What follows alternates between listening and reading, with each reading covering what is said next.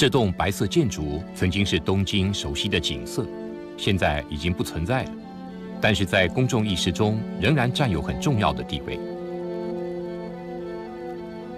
2次世界大战后，美军占领日本期间，在这栋建筑物里召开的国际刑事法庭，审判了25名前日本领导人物，罪名是战争罪、违反人道罪与破坏和平罪。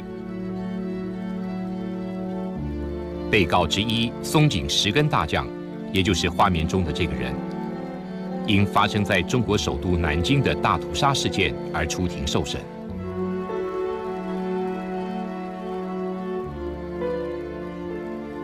1948年11月12号，松井大将和另外6名被判处死刑。All personnel, be seated.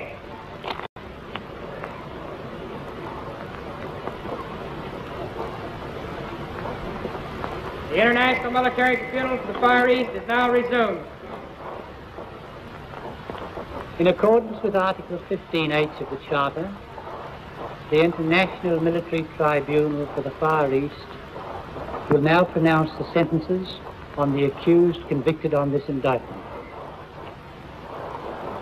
几分钟之后，威廉·韦伯法官宣判了松井大将的刑罚。Accused Matsui Iwani, on the counts of the indictment on which you have been convicted, the International Military Tribunal for the Far East sentences you to death by hanging. 判决被翻译成日文后，由广播电台广播。为期2年半的审判期间，有不少事件真相曝光，其中南京大屠杀的事最让民众和媒体惊讶。这是媒体记者最后一次帮25名被告拍照。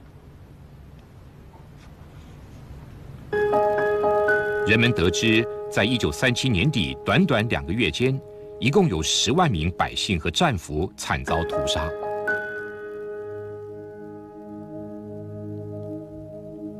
之后，只有少数几名老兵敢挺身而出，谈论当年的事情。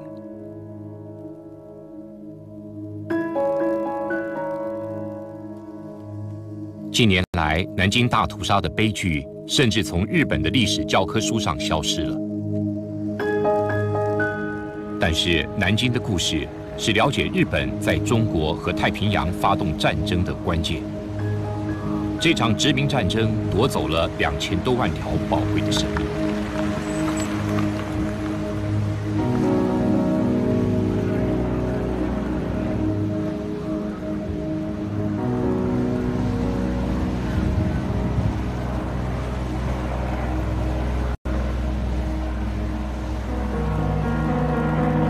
1937年8月，日军在中国海岸线的这个地方登陆，离南京差不多300公里。当年这里只有大海和绵延不断的沼泽，今天已经发展成紧邻上海市的工业区。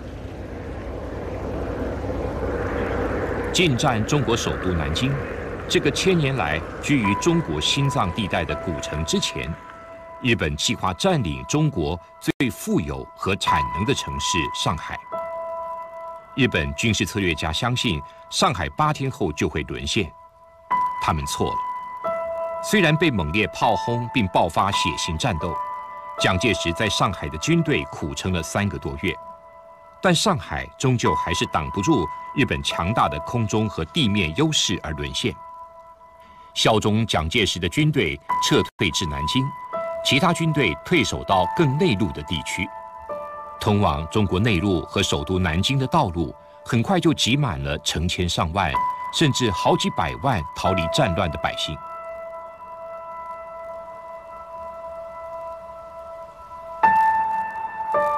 作战3个月后，日本增援部队抵达上海南方，使得1937年11月入侵和攻陷南京的军队人数增加至20万。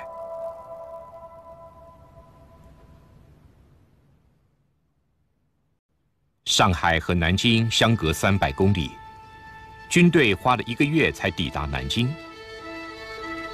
虽然弹药充足，但粮食所剩不多。这段看起来一片祥和的行军画面是拍给日本民众看的，在日本的电影院里播放，但事实真相不一样。南京大屠杀的故事从这里开始，在前往南京路。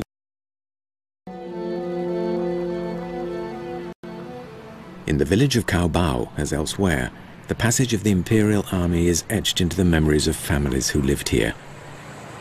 Rumors preceded the arrival of the invaders, and women and children fled to hide in the fields. The 36 men of the village held out for 2 days before being summarily rounded up and burnt alive. Cao She Yuing was 10 years old at the time. 有个小人爱跑，有个小人爱跑，像个鬼阿哥爱跑。 说了个，那个导游了，这个是的，我交代那个导游了，这就是搞一不懂，到导游，也不晓得，还在那记下来到晓得个哩，到个汽油，到这汽油好烧，到几个门门水水，挨灯盖子，这层个几边层啊，隔壁层啊。 一道可以推得开，推了这个2家屋里可以烧过，烧成这个长了1个人烧成这样了，这半样不，加样不，3样不，1样不给，烧成这个长了，这个长。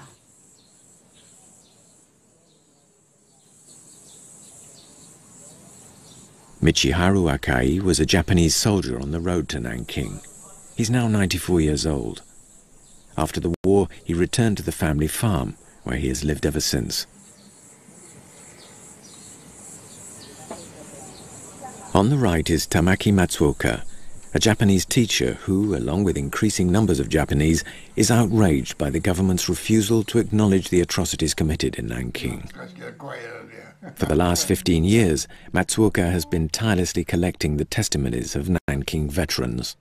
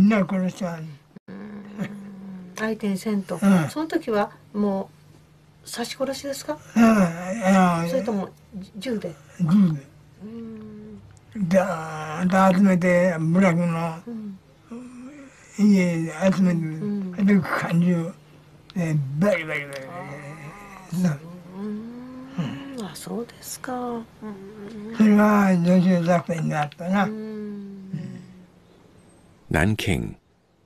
In the foreground, the walls that encircle the city for more than 30 kilometers. Japanese combat planes flew over Nanking for several months, bombing the city and dropping leaflets inviting the population to rid themselves of Chiang Kai-shek and let the Japanese restore order, morality and justice. These images were shot by an Italian and an American reporter just before the fall of the city.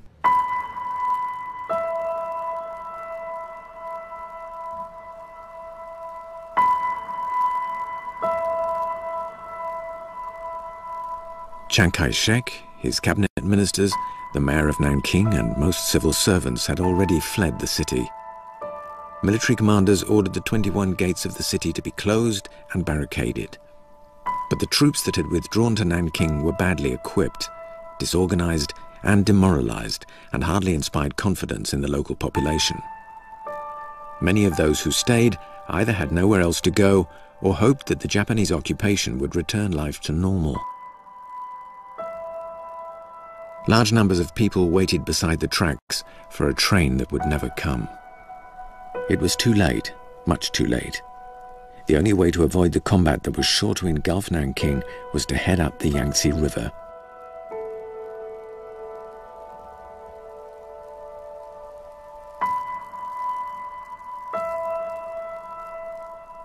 Only the Japanese embassy remained open. All other members of the diplomatic corps had been evacuated. The Americans were the last to close their embassy compound when it became clear they could no longer protect their personnel. The embassy was transferred to a boat, the USS Panay, anchored on the Yangtze River north of the city. The two remaining cameramen in the city filmed the departure, which was also their own. 2 days later, the floating embassy headquarters on the Yangtze River was bombed by the Japanese Air Force, arousing the anger of the American government, which was only increased by the arrival of the cameraman's images in the United States. But neither Washington nor their counterparts in London and Paris wished to risk upsetting either the Japanese or the Chinese governments. In December 1937, Europe was entering a troubled period. The Spanish town of Guernica had just been severely bombed by German planes. What was happening or about to happen in Nanking was a low-priority issue for the West. By December 8, 1937, Nanking was totally surrounded by 7 army divisions. The Japanese Navy also controlled the Yangtze River. Now, 1 month into the campaign, Japanese commanders were competing to be the one to take Nanking. Although the real objective was to colonize China, Emperor Hirohito's soldiers were convinced they were on a divine mission to make Nanking, and eventually all of Asia, bow to the superior power of Japan.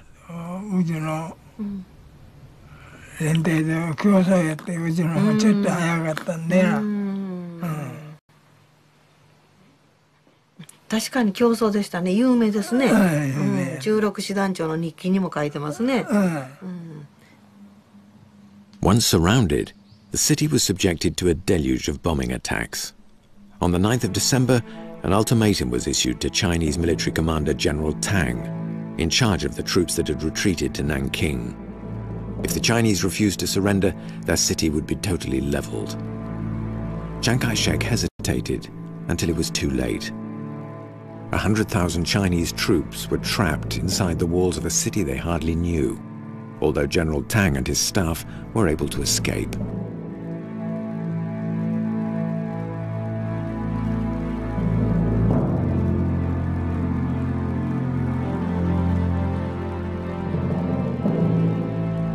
As for the Japanese, Commander Ono, filmed here by cameras of the Tokyo Press, would be the first to lead his men into the northern suburbs of Nanking. で、崩れた上を登って。で、歩兵が偽歩兵で、それで持ってきゃ家は。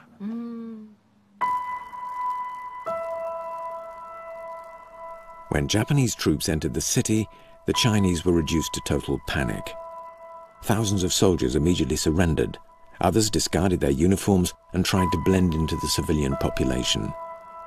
But the vast majority rushed to the northern edge of the city, hoping to climb over the walls and reach the Yangtze River. How many attempted to cross the icy waters of the Yangtze? Perhaps as many as 50,000. At Nanking, the Yangtze is over 1.5 kilometers wide, and there were no more boats available. Those that made it to the river were cut down by Japanese naval guns. It was a massacre, or rather the beginning of a massacre that would last for several weeks. For the civilian population remaining in Nanking, the only relatively safe part of the city was an area declared to be the International Safety Zone, a series of camps in the city center. This had been set up prior to the departure of the city authorities by a group of 20 or so Westerners living in Nanking who were concerned for the safety of civilians in the event of a Japanese victory. These images were discreetly shot by 2 amateur cameramen in this group, 2 Americans, a priest who was director of the Red Cross in China, John McGee, and the director of the Nanking YMCA, George Fitch. These pictures show women and girls being taken to a camp where they would be safe, or so it was hoped.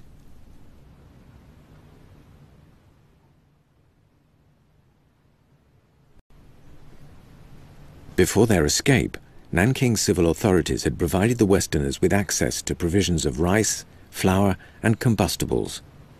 Holding out a few days was possible, a few months was unthinkable. The safety zone included several schools, the university, a hospital, embassies, and this private girls' school where almost 4,000 women and children would soon be sheltered. 200,000 more people would soon flock into the zone.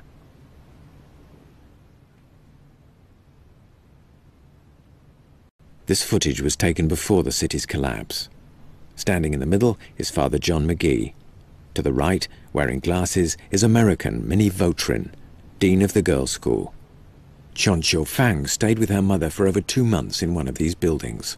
有一天啊，这个黄小姐就到楼高讲，她说你们啊，救你们中国人，怎么救呢？她说明天要开2汽车，男人来在我们营上，你们可以扔给，抱着小孩子扔给，扔一个人等于救你们一个中国。哎，小孩子爸爸啦，把兄弟妈啦，兄弟老子啦，这样子下降，从9个人下来，我第二天工人来2汽车人，2汽各式各样的人。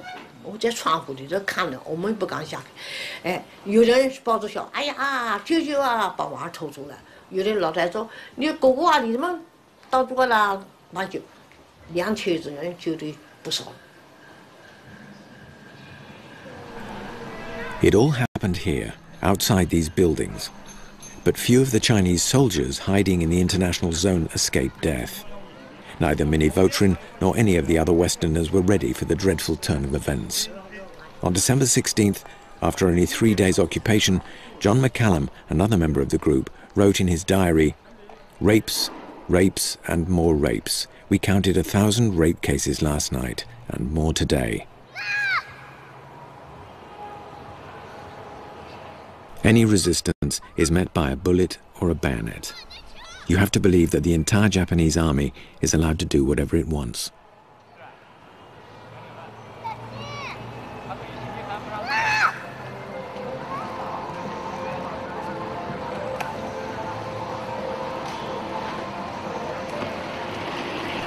Westerners were never threatened, but every day and every night for 2 months, thousands of women were snatched, raped and murdered, and thousands of men disappeared. Several days later, John McGee and George Fitch risked their lives shooting these images. They were apparently taken from one of the hospital buildings within the international zone. The situation appears confused at the beginning, but it eventually becomes clear that the Chinese were rounded up by the Japanese armed with rifles and bayonets. The Chinese may be those who abandoned their uniforms and tried to blend into the civilian population, or they may also just be civilians. In a couple of seconds, some women will appear on the left of the image. They approach, but remain at a distance. These images bear witness to what Westerners in Nanking reported as a regular occurrence during the weeks of the Japanese occupation. Now a third woman. She gets down on her knees. Many executions took place here. Orders were given to conserve ammunition and kill the prisoners with knives and bayonets. でも捕まえてギュッとね視察するっていうのは捕まえた人の服装はこんなよ服やね。一般の服ってこと？一般で兵隊がで服着てるへんねや。普通の農民みたいな服？じゃあ兵隊かどうか分かりませんやん。帽子かぶってる。普通の服着てるけど帽子かぶってんの？帽子の型あるの？それともよくほら捕まえたらね頭見てほらこう形ついてたら兵隊やっててよく兵隊の日本兵の人言ってたけど、そんな調べることあるんですか？まあ調べへんな。調べんともやってしまう。一緒だや。じゃあ実際の感覚としてはだから捕まえたらもうやってしまうという。捕まえて兵隊のとこ寄っとっとるやつみんな一緒やり。なるほど。On the afternoon of December 17th, the Japanese made their official victorious entry into Nanking through the southern gate of the city. General Iwani Matsui, the highest-ranking Japanese military commander in central China, headed the cortege, immediately followed by the commanders of 2 Japanese army corps. On the right is Prince Asaka, the emperor's uncle. In Japan, the footage of this parade would be used as propaganda. In Tokyo, a commentator wrote, "On this great day in the history of our century, 4 months after our armies embarked upon a holy war in central China, we have captured the enemy capital. Our influence will now extend throughout China." To the soldiers, it was indeed a holy war, because they regarded themselves as the armed limb of Emperor Hirohito, who was of divine descent. Their civilizing mission accorded them every right. From early school days, teachers highlighted Japanese superiority to the Chinese. Later, at the barracks, it was hammered into them that their mainland neighbors were the lowest of the low. Their divine mission, though, was in reality a war effort aimed at colonizing the whole of China. In less than 5 years, 2,600,000 Japanese civilians would be settled in China. It was vital that they take the capital, Nanking. The brutal military occupation that followed would serve as a warning to the rest of the country. Before the end of this same day, more than 13,000 Chinese prisoners were transferred from these barracks, where they had been held for several days on the outskirts of the city, and were summarily executed. Kurihara was a young Japanese officer who accompanied the Chinese prisoners to their death. 50 years later, he revealed what he knew about that day in a series of drawings of the well-orchestrated massacre. The red arrow indicates the direction to be taken by the columns of prisoners to the Yangtze River.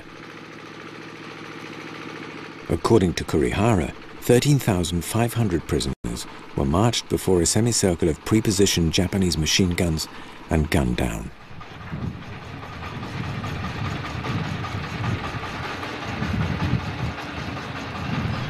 In the notes accompanying his drawings, Kurihara wrote that it was impossible to feed so many prisoners. 4 years earlier, in January 1933, the prisoners' chapter of a Japanese infantry training document concerning combat methods in China specifically justified killing prisoners as a possible and inconsequential way to handle the problem, since civil records of births and deaths did not exist in China.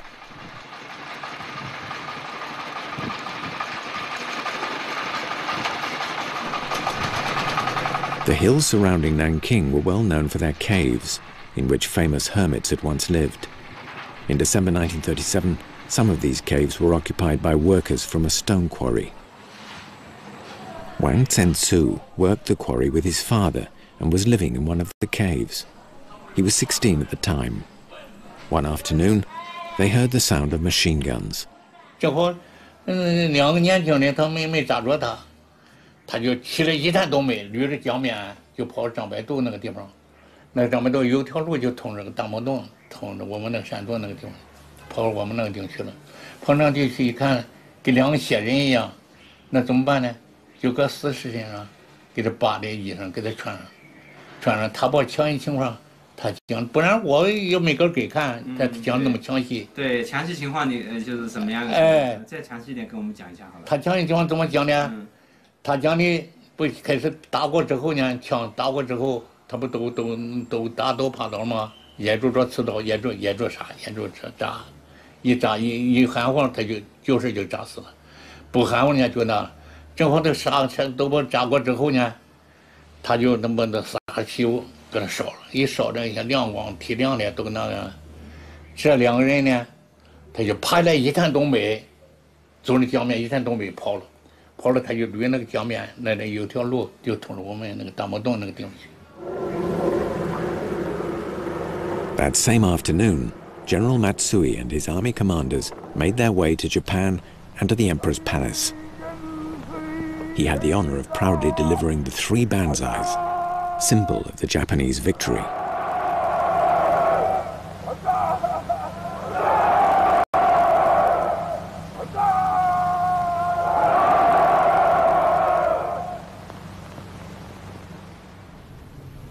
In Tokyo, the Japanese greeted the news of their Imperial Army's occupation of the Chinese capital as an extraordinary victory. Under such gloried circumstances, those who were able devotedly visited the Yasukuni temple to pay homage to the souls of the soldiers killed in combat.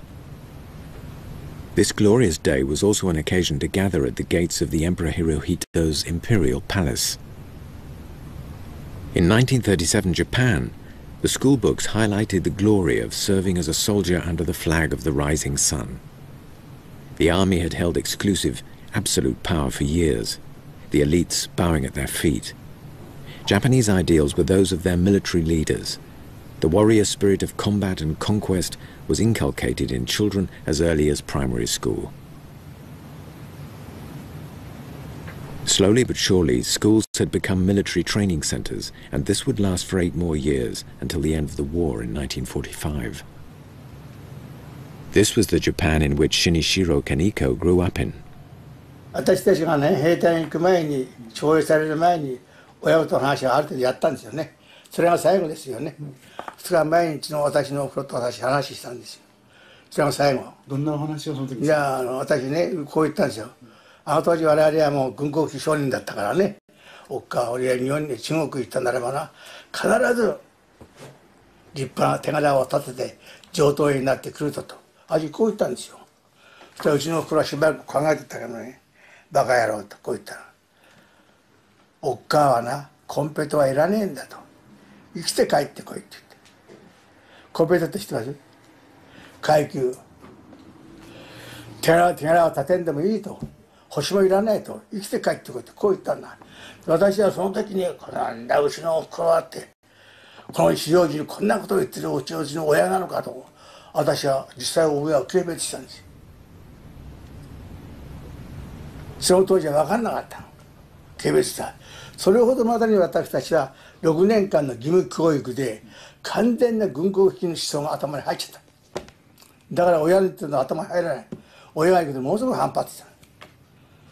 コンペで親は生きて帰ってくる親は本能でしょ俺は。ね、私たちが6年間の義務教育で得たのはいわゆる天皇陛下のために忠義を尽くし国を愛するねどうのことあったでしょ。あれをもう学校で教わってるからそこがみっちり入ってるから当時ね学校の特本にね「一太郎やー」という本があったんですよ。一太郎やー。それはね日朝戦争当時に一太郎が表彰されていったわけだ。その時にいよいよ今日は出発の時におふくろさんが見送りしたわけだ。一太郎やーお前戦地行ったならばな天皇陛下のためお国のためにしっかり働いてくるんだといういい人がものすごく強かった。これが本当の当時の日本の母親であるというふうに私たちは思ったからうちの子はそんなこと言ったからなんだうちの子はってそういう軽蔑の念がものすごく出はわいてきた。Since their victory over Tsarist Russia in 1905, the Japanese had developed an insatiable appetite for military conquests. Korea in 1910, then Manchuria in 1931, now central China and Nanking, Shanghai and Peking. After their attack on Pearl Harbor in 1941, all of Southeast Asia had succumbed to Japanese domination. By 1943, their empire extended west to the gates of India and to Australia in the south. 赤井さんはほら戦争前言ったら満州でおったから、まあ当時上等兵だったかな。ね上等兵で前言ったら経験者じゃないですか。ところがほら若い兵をね最初こう一つ訓練っていうのをこの前ほら若い兵の時一つ訓練をしたっていう話されたつく訓練っていうかつくっていうこと。つく訓練な。そんなん初めてねみんなこうつかされるわけでしょ。そうそう。みんな演習では重建通やるわけだけど実際に言うと人はそんな簡単に疲れるのは逃げるもん。でも大勢の人がねやっぱり一番最初にねもう嫌おなしにね命令でつかされるっていうのはよく聞くんやけどもう一度命令ですわ。上官の命令を陳の命令が実は天皇が命令がでゲッチで。Under the pretext of carrying out orders from a divine power, the young recruits sent to colonize China also learned to kill women and children with impunity. This was not fighting. These were barbaric acts that cost the lives of 15 million Chinese. ところがね、ブラック組を全部殺せっていう上からの指示なんだよ。命令なんだよね。だから当然殺さなければならないんだよ。役目としては。だけど我々のやっぱりこう抵抗があるんだよね。人間として抵抗があるんですよ、これは。しかしそれはね、初年兵の時、せいぜい2年兵まではそういう抵抗があるんです。3年兵よりなんてこともうあんまりなんと忘れちゃう。頭長くなってくる。消えてくる。初年の時はもうすぐそういう抵抗がある。だから私たちも、子供だけはどうもね、目標、標準を定めることができないんですよ。だからもう目をつぶってこうバーンって。その程度、当たり前はもうやってたらしょうがねえんだと、こういう頭だった。だからもう女もしかりだよね。で昔の中国の女ってのは転職って知ってます？これでしょ、逃げられるんだよね。だからいつでも殺せるわけだよ。だからね、女の人を殺すわけないんだけども、やっぱり子供がいるからつい笑いはね、殺すの。ただ古い兵隊は殺すより強姦の方が回っていけないじゃん。古い兵隊はね、強姦の方が回っていけないじゃん。我々初年の時はできないけども、古くなってくると今度は強姦になってきちゃう。女はやれとどっちみち殺すんだからやっちまえってわけで、そういうふうになってきた。Serviceman Murazi, whose self-portrait we see here, had a different experience in the China campaign to most of the Japanese soldiers in their first, second, third or fourth year. Murazi wasn't at the front, but in the rear, working in logistics.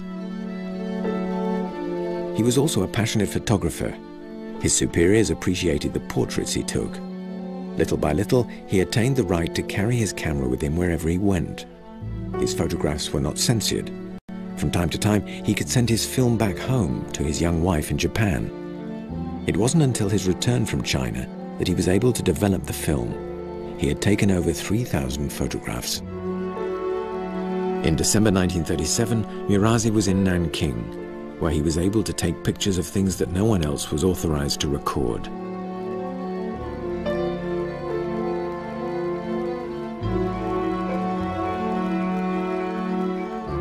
Murazi's photographs were not published until the late 1980s, around the same time as Kurihara's drawings.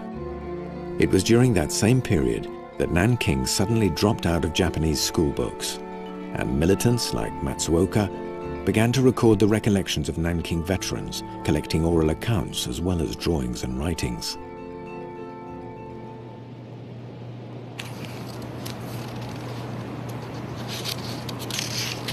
They sometimes took the form of simple diaries, offered up discreetly at best and often anonymously. On December 14th, 1937, the day after the fall of Nanking, the soldier who had given his diary to Matsuoka wrote, "I witnessed the execution of soldiers on the banks of the Yangtze River.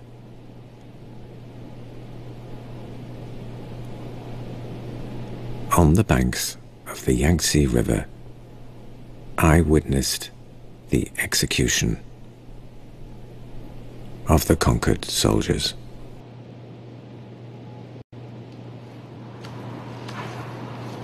All the soldiers carried a little notebook like this one in their pockets. Besides information on their military service, the opening pages included the orders given by the Emperor. On January 20th, 1938, another soldier wrote, "My section placed the Chinese prisoners onto a barge and carried them up the Yangtze River. There were 1,300 of them, crammed into the barge like sardines, suffocating, then cut down by machine guns. There was blood everywhere. The water in the river became completely red. They were all killed. Sailors watched what happened from the boats. Even though they were the enemy, I couldn't help but pity them. In the city, we saw half-burned bodies. The dead were everywhere. We saw plenty of abandoned uniforms and guns. we began cleaning up the city. To this day, the tragedy of Nanking has remained an extremely sensitive topic in Japanese society. It is such a painful and complex chapter of history that former soldiers, more often than not, prefer offering their testimonies anonymously, like in those 2 notebooks. At the end of December 1937, Japanese soldiers were authorized to organize New Year celebrations in occupied cities such as Nanking and others. Like in their home villages or towns, there were plenty of rice cakes and also plenty of alcohol.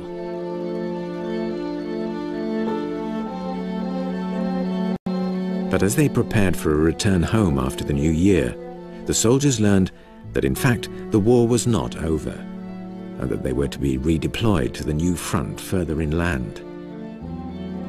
After a period of calm, the inhabitants of Nanking suffered a new wave of violence, massacres and rapes. This would last through February until a new civil government was brought in.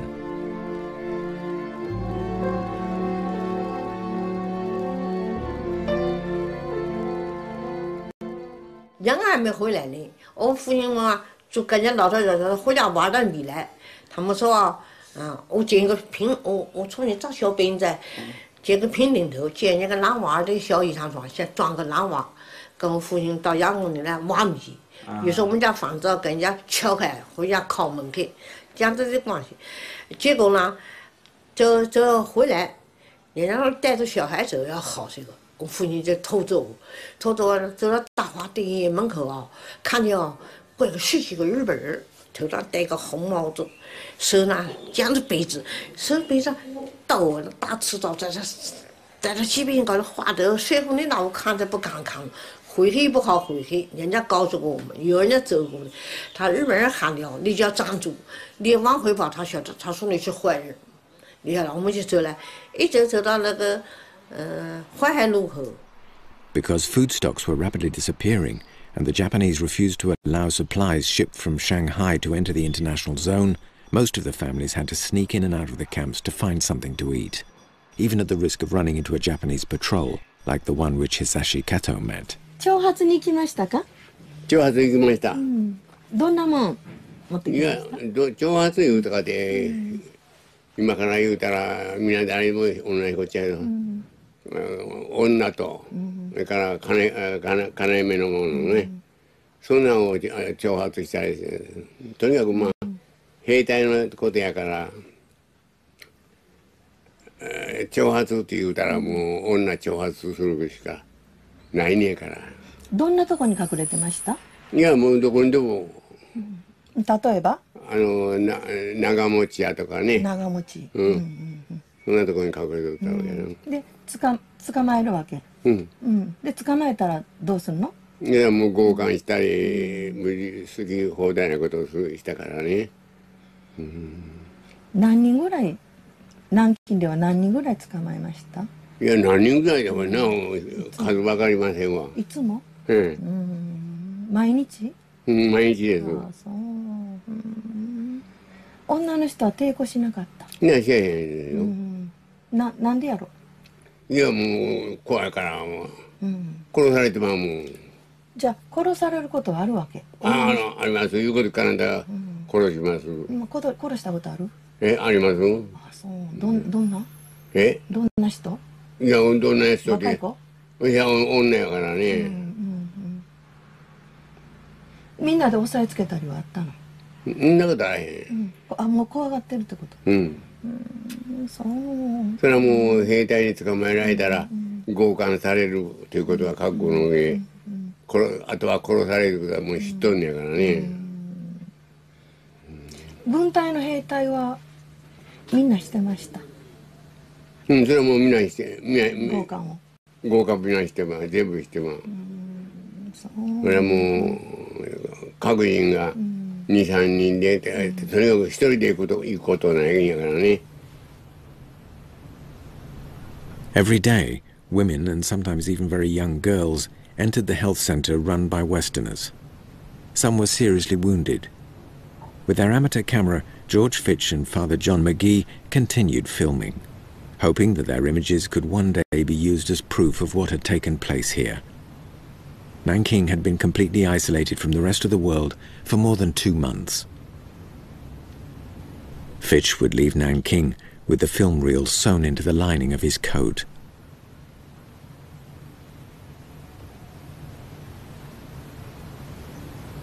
Every day the Westerners recorded the names, ages and addresses of the victims of the violence treated in the hospital. They also deposed daily letters of protest at the Japanese embassy, which included reports such as this. Thursday, December 16th. This afternoon, a woman was raped in this house at 11 Mokan Avenue. 7 other soldiers entered the Nanking University Library. They took 7 women away with them. 3 were raped before they left. More than 11 rapes were recorded today. Saturday, December 18th. Several girls were raped in this house. One was 17. She's dead. Another girl was raped by several soldiers at number 5 of the same street. Monday, December 20th. At 3 o'clock this afternoon, 3 Japanese officers entered the camp office at the primary school on Hankow Avenue. The personnel spoke with them through an interpreter. They forced everyone to leave except for 2 women, whom they raped there in the office. Friday, December 30th. This afternoon, 2 Japanese soldiers entered the residence of an Italian embassy official at 74 Paiping Avenue. They took away 2 women and stole $100. One of the women was released, the other never returned. Sunday, January 29th. 3 women were raped in this house. A little further down the street, a young girl who had left the zone to buy some flour was caught by the Japanese. She was placed in a truck with 20 other women. She was the only one who managed to escape. それはやっぱり好き放題なことして、乱暴しとるけども、やっぱり規則と何だけは守っていかないかんしね。どんな規則？いやもうそれと女を強姦したらいかんとかなんとかいうそんなことは全部止められてるけども、そんなもん言うこと聞くかへんわな。誰も初めから悲願が一日中偉い人はついたらへんねんし、あとはもうわしらみたいにもう分隊長が長で、あと兵隊ばっかりやからな。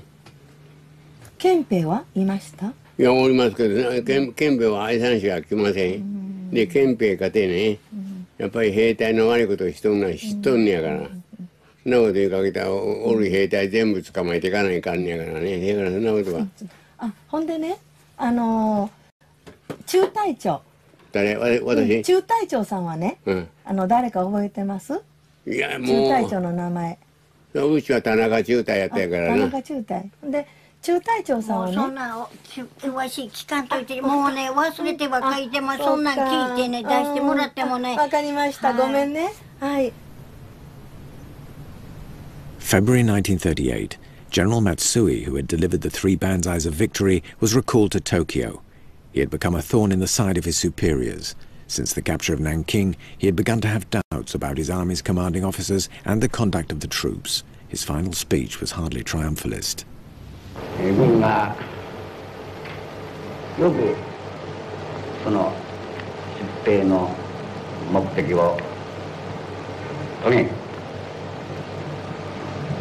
優秀の美を収めるということの努力はむしろ今後に属することと思う。過去漢字使った時に軍の任務は善と誠に良縁であるとともに、今後の将兵の努力の上に一層の期待を属しなければならない。国民もまたこの法治で過去の諸生に休んでず、ますます軍を講演し、これを伝達し、これを率いて国を挙げて真にこの重大なの時局の解決に努力しなきゃならんと思っております。 2 days after Matsui's recall, it was the turn of the 2 army chiefs whose troops had sacked Nanking to return to Tokyo. We see them here boarding a ship in Shanghai. In Nanking, a Chinese civil government was set up by the occupying forces. The international safety zone was closed, and life began to return to normal in the capital. But the horror moved deeper into China and all over Southeast Asia, from 1941 to 1945, to places such as Hong Kong, Singapore, Guam, and Manila. Tokyo, September 1945. The war in China and the Pacific was over. Japan was occupied by American forces, and the tribunal began. Father John McGee, George Fitch, and several others were invited to testify. Minnie Vautrin was not among them. On her return to the United States in 1941, she committed suicide. Father John McGee was the first to give testimony. All truth and nothing but the truth, so help you God. Be seated. It was unbelievably terrible. The killing began immediately in several ways, often by individual Japanese soldiers or up to 30 soldiers together going about, each one seeming to have the power of life or death. And then soon there was organized killing of great bodies of men. There were bodies of men lying everywhere. And I passed columns of men being taken out to be killed. These people were being killed by rifle fire and machine gun principally. Also we knew of groups of several hundred being bayoneted to death. In Tokyo and all over Japan, the tribunal came in for deep criticism. Some felt the judgment was passed by the victors, and others lamented the emperor's absence. Nevertheless, the trial demonstrated that far from a glorious victory, Nanking had been one more massacre among many other such barbaric acts during 15 years of war. But the majority of Japanese had other things on their minds. In 1947, 48 and 50, Japanese soldiers gradually returned home from prisoner of war camps in China and elsewhere. It was a time of rebuilding for a Japan ravaged by many years of conflict. It was also a time to visit the Yasukuni Temple, to honor the memory of those who had done their duty but never returned. There, over 2 million names had been recorded. During those years, the silence over events in Nanking grew heavier, especially as communism became established in China. The Americans urged the Japanese to keep quiet about their past in China. More than 500 airmen were even recruited to bomb Chinese towns. 30 years later, in October 1978, the Yasukuni Temple priests took a decision that complicated the memory of Nanking and every other Japanese atrocity. The names of the 7 defendants condemned to death for war crimes by the Tokyo Tribunal were added to the list of those honored. Among them, General Matsui and General Tojo, who took the decision to bomb Pearl Harbor. That decision, and a more recent one to play down the Nanking tragedy in school books, outraged many Japanese. This prompted Tamaki Matsuoka and other militants to begin recording the recollections of Nanking veterans, as well as those of other eyewitnesses on the road to Nanking. In the village of Kaobao, the building in which 36 men were burned alive was never rebuilt. Buried together because the families were unable to identify them, they thus became errant souls. Today, the villagers feel only guilt. 4 members of Bao A Feng's family were murdered.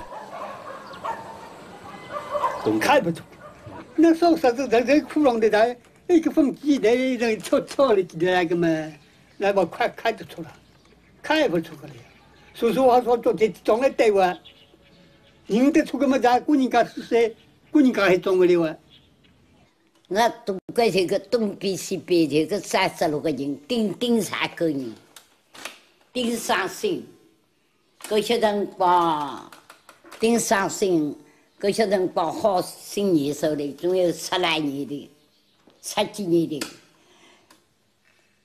个做成个白人，带地同志，买地址啊，这地预报，才个屋里啊，才个院里啊，看眼睛。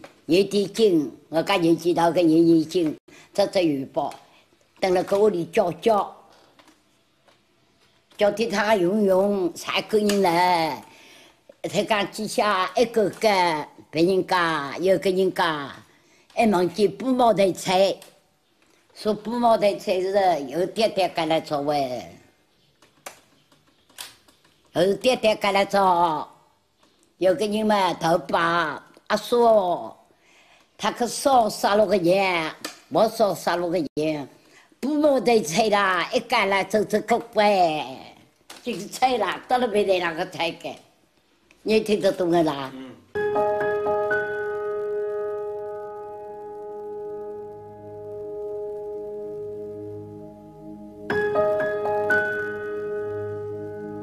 ？In the villages and towns, on the road between Shanghai and Nanking, along the Yangtze River and elsewhere, the older generation remembers the passage of Japanese troops like a destructive tidal wave. Memorials have been erected everywhere to keep the memory alive. The first one is here.